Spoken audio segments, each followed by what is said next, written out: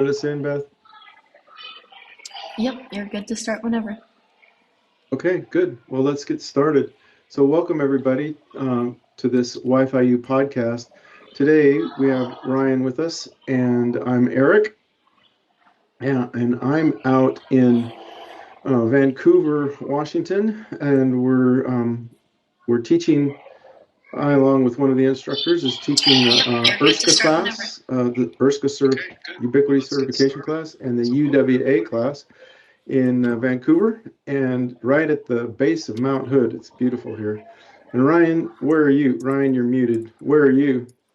Yeah, I'm Ryan. I'm teaching the ERSCA class over in good old Milwaukee, Wisconsin. And unlike Eric's weather, it's raining and slightly cold over here, but that's okay. Looks Milwaukee really dark. is still a beautiful place. Yeah, it is. I love Milwaukee. It's a great place. So just a quick note. We're offering more and more classes now. So we have on our website, we're offering virtual instructor-led training. And let's see if I can bring up. Of course, I lost it. Not that. Let's see. Hang on just a minute. What happened to our virtual instructor-led training? Let's see if I can bring it up. Darn it.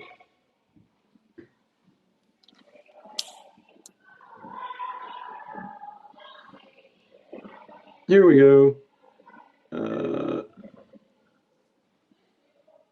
Let's see.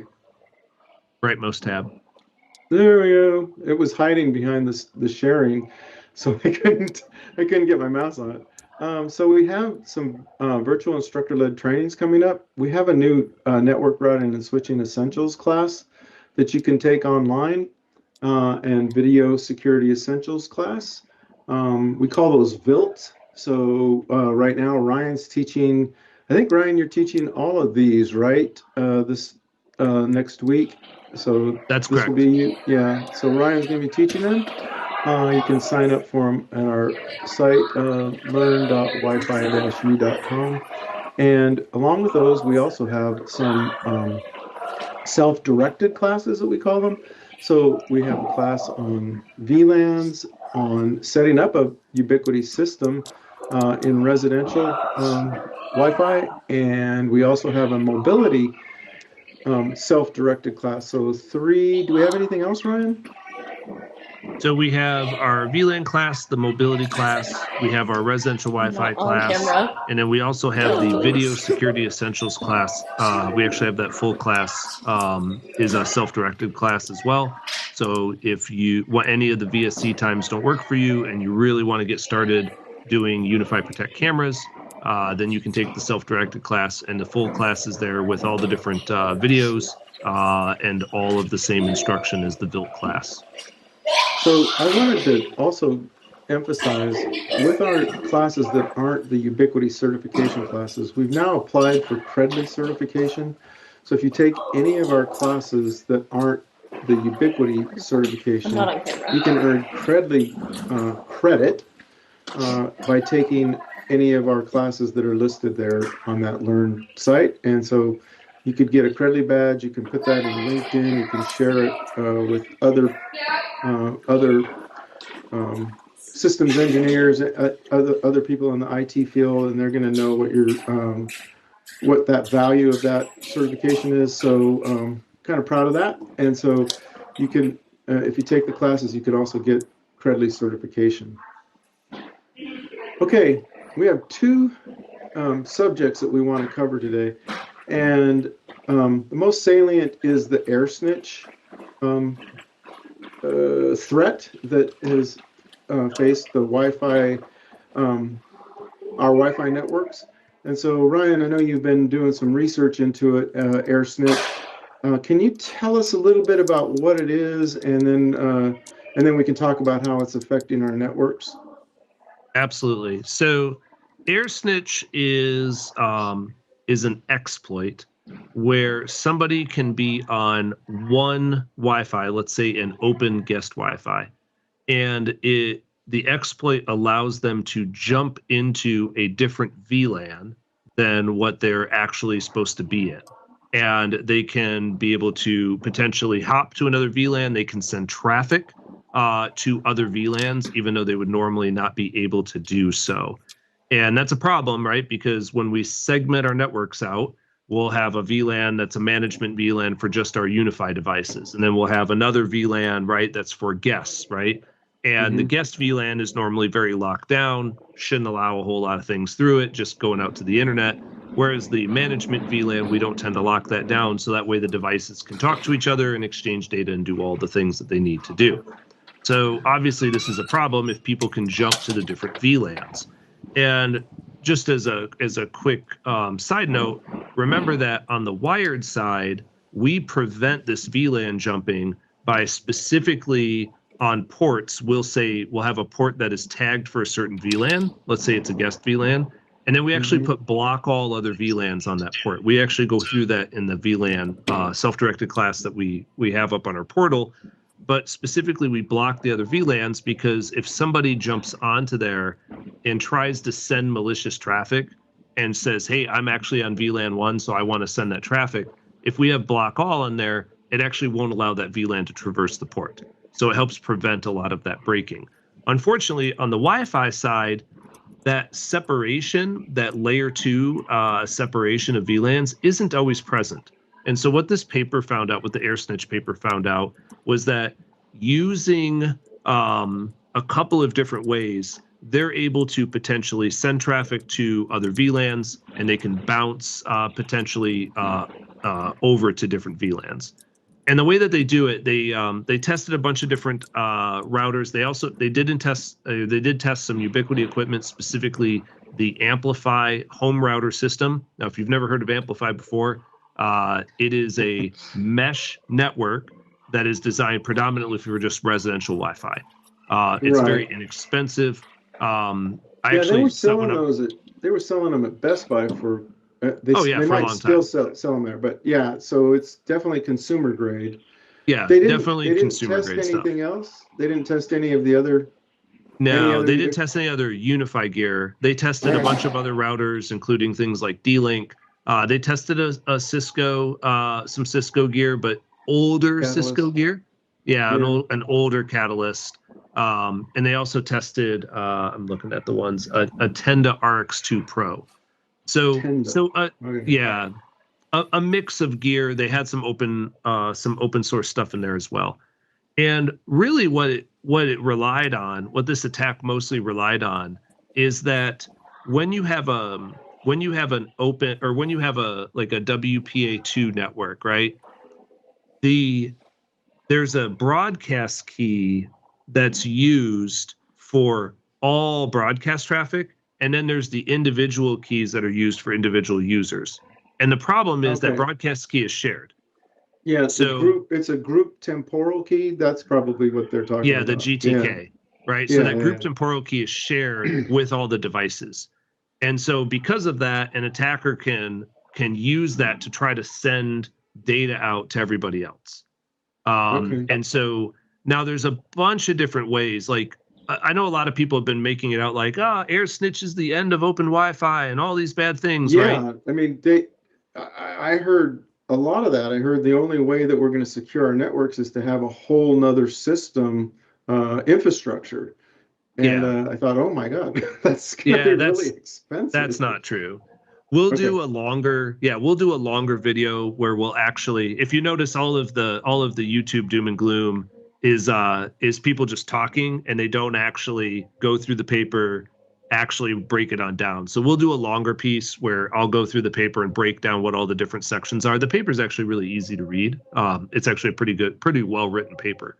But the big thing is that a lot of the attacks rely on the fact that when people segment networks on the Wi-Fi side, they don't actually apply client isolation.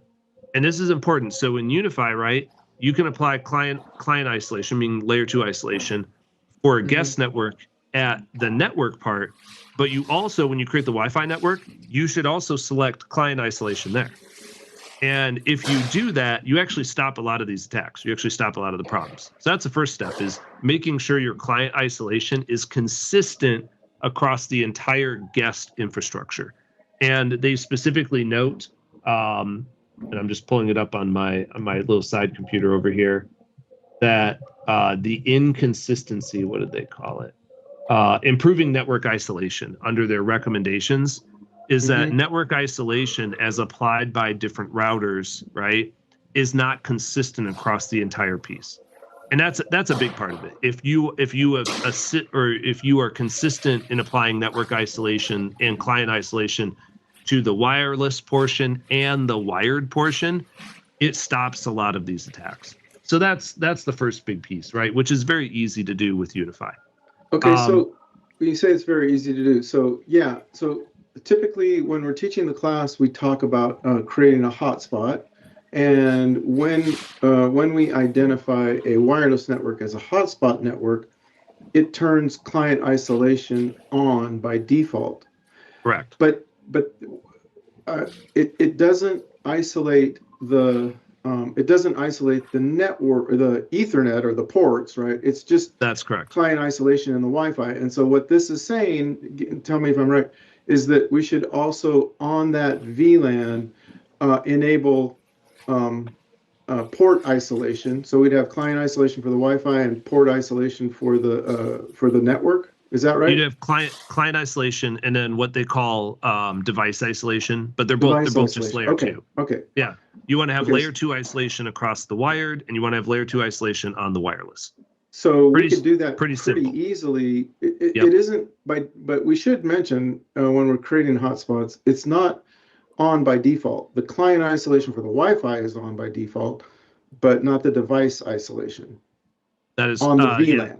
Yeah, not necessarily on the VLAN. So when you create your guest VLAN, you want to also create the client isolation there. Okay. All right.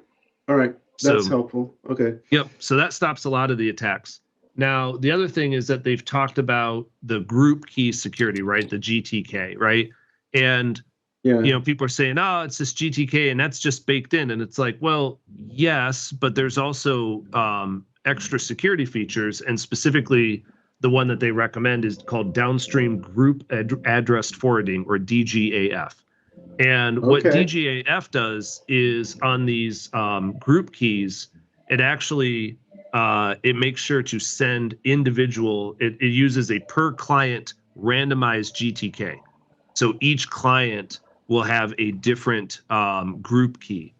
So instead of all the clients having one group key, which then obviously allows for this abuse, it's going to have a per client group key. Now, that's already built into Passpoint. That's already in there. It's not executed by a lot of people. And so what this is pointing out is, hey, if the manufacturers execute this DGAF that's already built into Passpoint, then you won't have a lot of these problems. So it's just a matter of the manufacturers. And you're going to see firmware updates coming out before too much longer where they're probably going to add that as a feature or turn that on by default. And that, again, is going to stop a lot of these issues. Okay. So it sounds like we have some remedies, if not already available, will be remedied. So I feel a lot better after having this conversation, because it was, I didn't want to see the Wi-Fi networks having to go to a separate infrastructure. People would just turn it off. I mean, it wouldn't be worth it at that point to have a guest network. And a lot of businesses do rely on guest networks. I mean, we're both at hotels. They'd have to have a separate guest network. So anyhow, okay. Well, that's encouraging. It sounds like it's encouraging. Is that fair to say? There's still some vulnerabilities there that will have to be addressed by firmware. I'm already seeing some guides out. We'll work on a guide here as well for wifi-U so that people can use something in the interim until a no kidding firmware update comes out. But I would say it's a solvable problem. There's already features in there, and a lot of it too. The other thing to note is that a lot of the stuff that they tested it on is pretty low level stuff. Amplify is not. Amplify is not a UDM Pro, right? Now, it doesn't mean that they're not vulnerable to that, but you have a lot more options with the higher grade gear. And if you're smart about how you set up isolations, if you're smart about your rules, then you're able to block a lot of that. I would say there's one issue that's not immediately blockable, and that is where somebody is able to spoof and put their IP on multiple. Basically, they're able to spoof their device. Their Mac, like their device can be on one network, and then they spoof and get it onto another network. Now, interestingly enough, that Tenda, or what was that? The Tenda RX2 notices when the same MAC address is on two different networks and actually blocks it. And so I think one of the updates that we'll see is the option to do that, where if your MAC address appears across two different networks, it's very obvious that you're spoofing, and so you actually can turn a block on for it. And that's at the layer 2 MAC layer. That is correct. Wow, that's pretty deep in there. Okay. Yeah. So there's some things that are concerned, right? Like if I'm on one VLAN and now my MAC address is on a second VLAN, right, consistently, that means I'm jumping across, right? And so we want to have ways to prevent that. Okay. I'm trying to think with Ubiquiti if we could create a rule like with the zone-based firewalls. I don't know off the top of my head if we could do that, but it's almost like a quasi access control list. It isn't because, but I wonder if we could create a rule for that. That would be something to look into. We could probably just so you can do that. You actually rule. Yeah, go ahead. Yeah, so you can.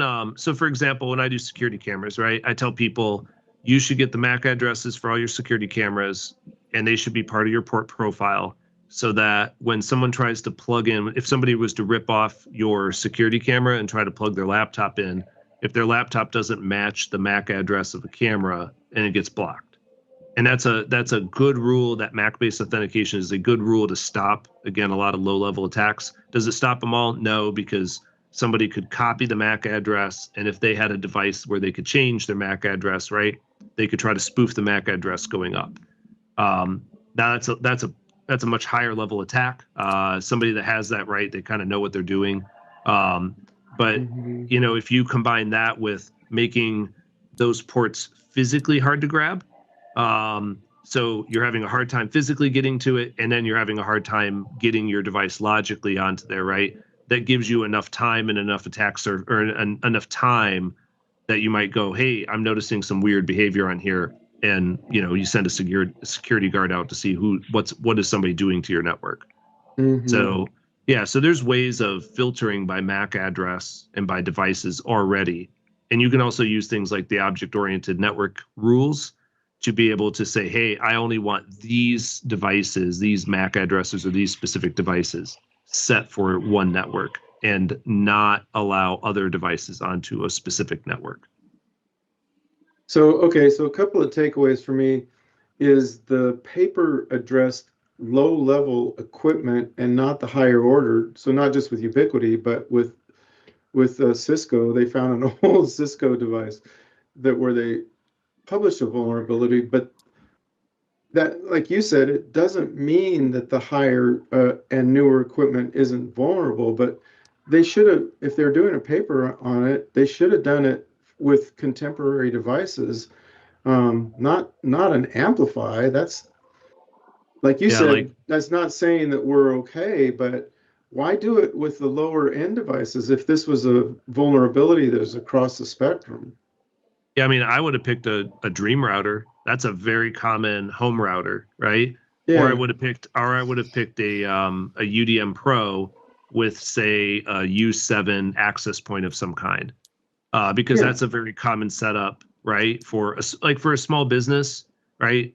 I mean, I'm sure there are small businesses using Amplify, but I wouldn't set up a small business with Amplify. I would probably, at the low end, I would have a UDR7 for that small business.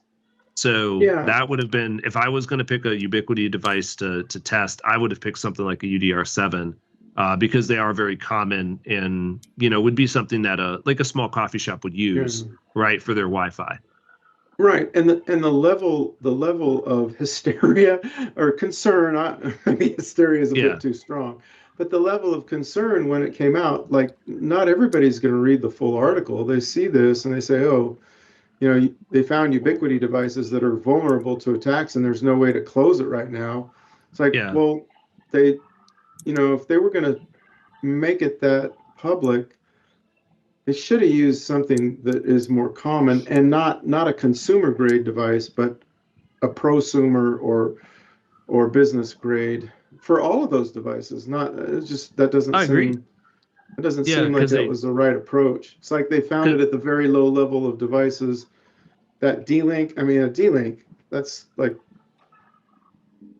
it's it's a not pretty low used very level. often in business anymore. No, I mean I'm scrolling up. So they used a D-Link DIR 3040, right? And a TP-Link Archer AXC 75, an Asus RT AX 57, a Netgear Nighthawk, right? I was like, these are pretty Well, the like night, yeah, yeah, yeah, the Nighthawk's not a bad router. I mean, but it's it's not a a bad consumer wireless grade. router. You don't see DFS available on Nighthawk, I don't think. Yeah, Anyhow, that's how I can grade them. yeah. Okay. So yeah, I would say, and this is along the same lines of when they announced the edge router vulnerability, where they said, "Oh, like Russia's hacked a bunch of edge routers." I was like, when you dig into it, you're like, "Yeah, it's edge routers that didn't bother to pass updates for like over a year, right?" And I'm like, so if you Well, didn't update your stuff with, you didn't do the firmware and security updates, then yes, somebody could actually break into your things. I mean, that's not really a huge surprise, right? That's a yeah, human problem. That's yeah. not necessarily a device problem. That's right. That's where, if you got an MSP, they're going to say, and you report a problem, they're going to say, turn it off and turn it back on again. And do you have the latest firmware? It's like Yeah, those two things, right, can solve a lot of vulnerabilities. And I like it. Ubiquiti does have auto updates on. And I noticed that they did have a patch just this, I think it was this weekend. Well, it was a firmware upgrade. I don't think it addressed AirSnitch, but but just to say they do update and have security updates often if you just have your updates on to go automatically. Okay, and then the other takeaway for me is for our guest networks, we should definitely enable not just client isolation on the Wi-Fi network, but also for the devices our Ethernet plug in into different ports. I wonder absolutely. about, Ubiquiti in our classes, they've always advocated for port isolation, which keeps off the um, what does it do? The The broadcast, it multicast doesn't. and broadcast messages. So port isolation probably is a good recommendation. What do you think about that? Yeah, the port isolation would help if you put that on. Hmm. That would likely stop. Now, the port isolation means it won't traverse. Broadcasts are not going to traverse up the uplink port. So the broadcast Yeah, will still hit anything else that's wireless. So I yeah. don't know if it would stop the. I doubt it would stop the grabbing or the misuse of the GTK, You but know, it would. that's a good point. I read that article and I saw something in there that said that if we have client isolation on, the only clients that are isolated are the ones that are reporting to that access point. That it doesn't isolate on clients that are on another access point. Well, now if you have client isolation on that access point too, then Yeah. okay. But I thought that was kind of interesting to me that client isolation doesn't work across the network. It's just for devices on that access point. Did you see that? No, so there's a difference in the client, like you have to enable the client isolation on the Wi-Fi network, and then it will isolate those clients specifically on each of those access points. But the inconsistency comes in that if you don't do it on the wired network as well, then you leave a little bit of an attack surface for someone to jump in between. Yeah, no, I know that, but what I read was that if you have on your access point, on a single access point, if you have an SSID that is our guest network, that it'll isolate from other guests that are on that network. But if you have people on another access point, not necessarily on the guest network, that they would be vulnerable. Did you see that? I think I read that. I read it. I probably need to go over it again, but it looked like that's where the vulnerability was. I've tested downlink. Yeah, I think it's right here. In the inter BSID attack. Yeah, that's where it was. Yeah, here we go. Through reverse engineering, we discovered that isolating the guest and the main networks using separate internal switches effectively blocked access for DDWRT and OpenWRT.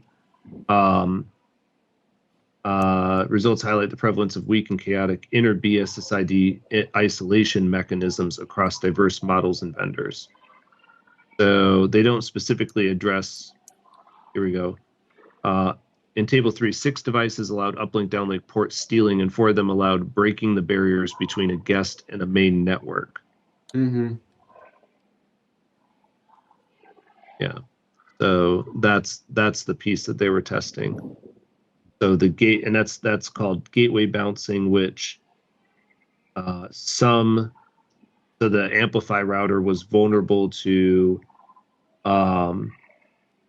this M to M, G to G, and M to G. So from main to main, from guest to guest, and then from main to guest. But going from guest to main, it was not vulnerable. Okay. All right. Well, it could be solved. Most of the vulnerability can be solved with what we already discussed. Okay, good. Yep. So the future for Ubiquiti on that, it seems like it's gonna be able to be patched, or we have to. I mean, I would like to see it that when you turn on client isolation, that it just automatically turn on device isolation. That sounds like it would solve a good portion of the vulnerability for Ubiquiti networks. Yep. And there's a lot you can solve already. So I think it's definitely not the end of guest Wi-Fi. Between a firmware patch and between just putting in proper isolation and being consistent with your isolation all the way through, I don't think it's going to be a long-term problem. Okay. All right. I was trying to think if there would be a way that you could have your guest users use identity to log in. I love identity. It's, but I don't know if you could. You could, I guess, when somebody comes in, you could create them as an identity user, but that's another story. Yeah. All right. Good. All right, so that's pretty good coverage, and you're going to work on a paper or a presentation for that? Yeah, we'll do a video where we'll walk through the paper in a not hyperbolic or hyperbolic, like the world's going to end sort of fashion, but a much more like, hey, let's go through and actually see, like, what is this talking about? What sort of things are vulnerable? How could they do it, right? And then how can we prevent that? All right, cool. All right, so let's move on to the other subject, and that is this new FCC ban that came on, and that was just announced. What was that? Monday and Tuesday, and we saw the market's reaction to it. I guess the markets kind of thought that Ubiquiti would be in good shape because of the. Well, I'm not sure if that's what inspired the market move with Ubiquiti. They also had, or it's a lot of pump and dump in futures. So you know, yeah. As any good stockbroker will tell you, like, hey, just because it's going up doesn't mean it's going to go up forever. So what? Let me share this. This document. Let's see, where were we here? Well, let's dive a little bit into this. So, absolutely. Yeah. So you mean I shouldn't have bought all those shares at $800? It went up dramatically on Tuesday. And so two things went on, right? So one of them is that they announced a whole lot of new equipment, and they had the show in Las Vegas that they were announcing new equipment. And they also announced that they beat their predictions. I think they had a 34% growth, which isn't too bad. So they're like at 40 billion market value right now. So they're looking good in a lot of ways, in a lot of the fundamentals. I thought though that maybe the market was reacting to this this FCC update, but as I read it, I'm not sure that it did, because it looks like all of the router manufacturers are affected by this. Now, it does say that if you look at it here, the March 23rd, the FCC updated its covered list. We'll take a look at the covered list in just a minute, but it's to include all consumer grade routers produced in foreign countries. Like, that's all of them. I don't know is there a router that is built in the United States? I don't think so. Yeah. And it would depend too on what it defines as built, right? Is it like, so let's say when you build a Toyota car, right? Toyota's owned by a Japanese company, but the parts might be sourced from Mexico and then they're assembled in the United States at a plant in Tennessee. So is it an American car? Is it a Japanese car? Is it a Mexican car? Right? Like it depends on what their definition is of a foreign country. I think so. This in this FCC letter, it does mention. Let's see if I can find it. President Trump's 2025 national security strategy. The United States must never be dependent on any outside power for core components, and so it does reference this. And it does also say in here that there's a severe cybersecurity risk that could be leveraged to immediately and severely disrupt U.S. critical infrastructure and directly harm U.S. persons. So, I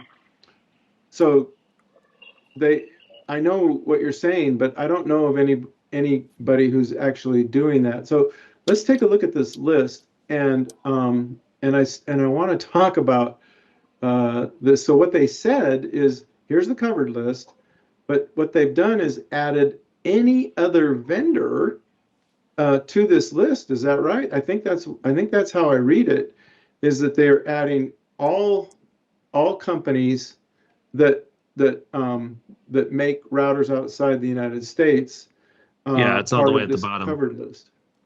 Yeah, so if you scroll down to the bottom to the March 2026 section. Yeah. And then 24, 26. Scroll down a little bit because it'll have the actual the note as to routers. For purpose of inclusion routers, we incorporate the definitions from the National Security Determination. So that's what their definition of a router is. Right here. Yeah, it's National Security Determination. So for Ubiquiti manufactures in Vietnam and Taiwan. Yep. So that might be helpful as they apply to have an exemption. I would think that's the process, right? Is that they're going to have to apply to be on the approved or the exception list, except routers that have been granted conditional approval by DOW or DHS. And when you click on that, let's see, do they actually have a list that have been conditionally approved? Let's see what's on here. Sci-Fly, Mobilecom, Scout, and Verge. Keep going. Let's scroll down, see if there's any more. I don't see any more. Nope. So, yeah. So I think there'll be a scramble to get on that conditional approval list. And if the market was saying anything about Ubiquiti, it was saying, look, they have a better chance of being added to the exemption list than some of the other companies. Yeah, absolutely. And to be fair, right, like I was just doing a quick search. So Starlink Wi-Fi routers are apparently made in Texas, so they would not be covered by that. But I think this is I'll say it's like the opening negotiating tactic, right? Of, hey, you can still make a router not in the United States, but if you do, if you want to sell it, it is conditional as to us giving approval, to the U.S. government giving approval, right? Yeah. So I think that's the catch, is that sure, you can still make it overseas, right? We're just going to ask a lot more questions than if you make it in the United States. And that somebody's going to say, well, what's made in the United States, right? Is it the programming for the router? Is it the router's physical hardware? Like, what's the definition? So we'll see more info come out about that as people ask more questions. And it says there, like, new devices, right? Yeah. New devices on the cover list, such as foreign-made consumer-grade routers, are prohibited from receiving FCC authorization and are therefore prohibited from being imported for use or sale in the U.S. Yep, and they've already got a link there for the application process. So Grok, I asked Grok what the effect would be on Ubiquiti, on Unify, and they said that Ubiquiti systems are categorized as prosumer at the lower end. Now maybe the Alien isn't going to qualify because it is consumer grade, but it kind of said that it was saying it doesn't look like Ubiquiti is going to be affected by this in the long run. So they quoted Wired.com and some of the other articles. So it says Ubiquiti manufactures primarily in Taiwan and Vietnam, with some components potentially from other regions. But they're a New York, U.S.-based company, unlike some of the other companies that, like TP-Link. So the ones that Grok mentioned here, it says it applies broadly to devices produced abroad, manufacturing, assembly, or even significant design elements, regardless of the brand's headquarters. It says this sweeps in most major players, including TP-Link, Netgear, Asus, Google Nest, Amazon Euro, Linksys, and Synology. So that's a lot. Those are a lot of players. So, and the other thing to remember too, right? Like, this is coming out right before a big State Department and presidential trip to China. So I don't think that's an accident. I think this is the opening negotiation of a what's going to be, right, a lot of back and forth. So just like we saw with TikTok. It's good to put it in that context, Ryan. That's wise to keep that in mind. We know as Trump negotiates trade agreements with other countries, and he's always been focused on, I think properly, on China, that this would be something to come to them and say, okay, what are you going to do about it? It seems to be his strategy. Okay, so if not this FCC regulation or guidance coming out, what happened? What would be your explanation of why Ubiquiti shot up this week in its price? I would say ISC West. So, and again, like, it wouldn't surprise me if the price goes up and then we see like Ubiquiti crash down again, right? That happens with stocks. It doesn't mean anything about the company. It doesn't mean, like, we saw after UWC, the price actually dropped on their stock. So, like, stock prices, there's a lot more insider stuff that goes into stock prices. It's not just about what's out in the news media. So I don't think, I think the jump in stock price is probably, there's a bunch of good news on Ubiquiti, right? They did well this last quarter. They've got, new products coming out, which are good. And, there's speculation on routers in general, right? But there's probably a bunch of people that think, Ubiquiti will probably survive this, right? And they have the money, right, and the wherewithal to figure out how to survive it. Whereas people might be looking at TP-Link and going, the government hasn't, the U.S. government hasn't really liked TP-Link. It's been pretty severe with TP-Link, right? Whether TP-Link deserves that or not is a discussion for another day. But the government's had its eyeballs, its eyes, it's been set on hurting TP-Link, right? We've seen that with congressional inquiries, bans, all that kind of stuff. So this is just like one more nail in the coffin that kind of hurts that brand.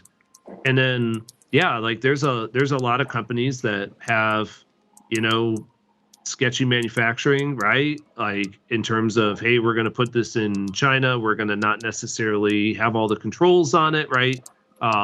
Maybe some of their intellectual property gets stolen, or maybe exploits get placed on those devices, right? That we don't want to have to deal with. So now that's going to start coming to a crashing halt. I think for Ubiquiti, probably the smart move is to look at how can they take advantage of this, right? And one of the big ones would be finding a friendly country that you can produce in, or potentially moving enough production into America where you're exempt from that. And then what you can do is say, hey, look, like I don't have to go through this process, right? And that and so thus I can get approval, and I can easily get my stuff to market and not worry that a regulator is going to crush it. Because are you going to make a multi-million-dollar investment into a new product line, get everything all set up, and then find out you can't sell it in the United States, right? That's a huge risk, right? So it's going to make anybody that was potentially going to produce overseas and send routers over probably call into question what they're doing. And then for companies, so that's going to hurt small companies. Any small company that produced overseas, they might not have the money and the time to be able to negotiate or to navigate the FCC process to be able to get approval. Whereas larger companies have the resources. Like people are saying, no, it's the end of Google's era. And I was like, I don't think Google's just going to roll over, right? They'll work with them. They'll find a way to do that. They might get out of that business. They might. It'd be interesting to see what they do, because what you just laid out is I think what the current government attitude is, hey, we'd like to see companies come back to America and produce their products in America, and so it feels like Ubiquiti is in a position where they could do that now. I don't know the ins and outs of what that would take, but compared to maybe like TP-Link, like you described, I don't know how TP-Link leaves China. I mean, it's a Chinese company. They have offices in the United States, but it's a Chinese company. And if those if just TP-Link is taken off of the market, like a lot of places where you go to buy Ubiquiti product, like in the ADIs or the micro centers, they're selling TP-Link right beside Ubiquiti. And if all of a sudden that disappears, I mean, that's going to be helpful for Ubiquiti for sure. So, and some of the other companies, like, I don't know how tied Netgear is to China. I'd like to know more. And Linksys, they could probably have the potential. I don't know what Google or Amazon's going to do in that market. Maybe they'll get out of it, but I know they make good money on it. So yeah. So all right, good. So I think that's probably a good view of the valuation for Ubiquiti. I'm like you. I saw it go up, and I thought, Well, if I was really managing my Ubiquiti stock, I'd sell it right now and wait for it to go back down to 600 and then buy it again because it feels like it went boom and then it's probably gonna, maybe not. I mean, maybe not, but it Stock looks like prices a are real weird. high shoulder up there. It was down here, moved, and then went up, and now it's here. And I would expect maybe it doesn't go all the way back down to where it was, but maybe it comes back down a little bit and then grows. In any case, it feels like the stock market, that Wall Street is happy with Ubiquiti in a lot of ways because it certainly did not go down this week, and they had a lot of exposure. At the show with new equipment that came out and with the FCC um, uh, mandate. So interesting stuff going on with Ubiquiti. I feel like I always cheer for them. I love their products and I love what they've done in the marketplace. I love it that they don't charge fees, licensing fees, and so it always feels like they're like the people's choice, right? Like, yeah, I can always find things that make me pissed off at the man if I'm talking about Cisco or Sonic Wall for sure. Oh my God, I don't like those guys. But so I'm always cheering for Ubiquiti. But it looks like other people are getting excited. Well, are even more excited about the potential with Ubiquiti too. Absolutely. Yeah. And I think we'll just see probably we've got more products coming out, right? They announced a whole bunch of stuff at UWC. They showed some stuff off at ISC West that's not in the store yet, so we're going to see that. Their new ENVR core came out not that long ago, and the big thing, it's addressing an issue, which is the ARM processors that Ubiquiti uses are often kind of underperforming, right? Like they're cheap. Some of the stuff's cheap for a reason, but when you put it under a lot of load, like you would in an enterprise scenario, it can falter a little bit, right? So that was the whole point of the ENVR core was, hey, we can put this ENVR under a lot of load with a lot of cameras, now up to 500 cameras, and it'll perform just fine. Which then brings in at what point I had a customer the other day that said, they were considering Ubiquiti, but another manufacturer, and they'll remain nameless, said, "Oh, Ubiquiti doesn't scale." And he asked me, he said, "Well, how well does it scale?" And I was like, "Well, how many cameras do you want? Because I mean, are you going to be over 500 cameras?" And he looked at me like perplexed, like, "Well, no, I'm only going to have about 100." And I was like, "Then I think you'll be just fine." So I think that's one of the things is that Ubiquiti will still fight that stereotype of it's a bunch of prosumer stuff that doesn't scale to the enterprise side. And I have enough enterprise installations that I've done where I don't see problems with it. And I think they'll just continue to kind of, with these newer products, they really are addressing some of the shortfalls that some of their equipment has, specifically on the processor side. So as they address that, right, they're just going to be able to, do better in these larger installations. Yeah, I agree with that. And not only camera count, but what the whole market is now infiltrated, I guess I would say maybe, with AI.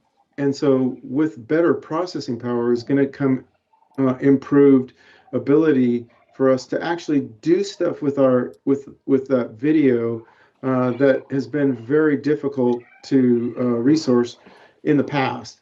I already love the capability that they have with finding the actual video that you're looking for with their different search tools, and the AI that's on that AI key is great. But imagine, if you've got 100 cameras and you're looking for something specific, AI could help so much. It just makes life so much easier for the security team to be able to scour video if they have AI capability. I mean, it makes it so much easier than it used to be. So I would think that dedicating processing power to different artificial intelligence scanning capabilities, facial recognition, license plate recognition, but even different categories, red car, white car, maybe even, tire prints and things like that could help us search video and make more use out of what our cameras are collecting. So good. All right. So, well, we've covered the two areas that I wanted to look at today, and I think that that's probably good for today. Do you have anything else you want to add to either one of those topics? I'd say the only thing is that we'll see, what you're seeing with these two topics today, right? The AirSnitch piece as well as the routing piece, right? Mm-hmm. Is that if anymore, I know Ubiquiti's really positioned itself as, hey, you can set it up and forget it, right? You can kind of put stuff in and then it'll just work. That's kind of true, and in many ways it's not true, right? The automatic features on Ubiquiti are nice, but when you want to get the most out of the gear, and if you're going to set up the gear for a no-kidding enterprise environment, a small business environment, a larger business environment, right? Your church, your whatever, where you have potentially, right, 100 or more devices, one or more Ubiquiti devices, then you really got to go to training. You really got to actually know what you're doing with it. I've got four gentlemen here in class that I was teaching earlier today, and they've got these really big installs. One guy's got a school that they're doing, right? For all the people that say, oh, you can't ever roll Ubiquiti out to a school. I think I've got like 24 schools now that have come to training at various times. I've had some. It's ideal for schools. Yeah, I've had some auto manufacturers. I'll keep them nameless, right? But like we've had auto manufacturers that have come in and said we're going to do all Ubiquiti at our manufacturing plant. Like, and these are auto manufacturers that you've heard of before. So we're seeing the fact that lots of people are saying, hey, we're going to put this at scale. We're going to put this in an enterprise environment. But they also recognize that they got to be trained on it, right?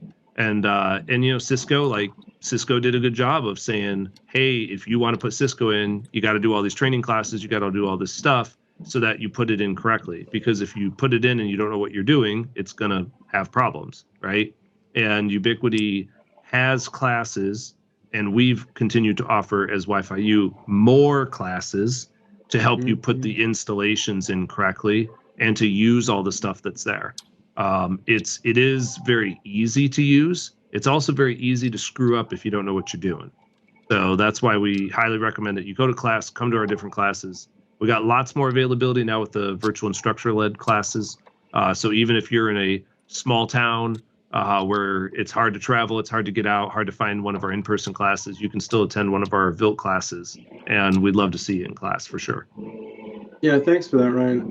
That reminder, and I would just add to that, we have 3 classes that we can teach that are certified Ubiquiti training classes that once you finish it, you can take a test and you can get a certification from Ubiquiti.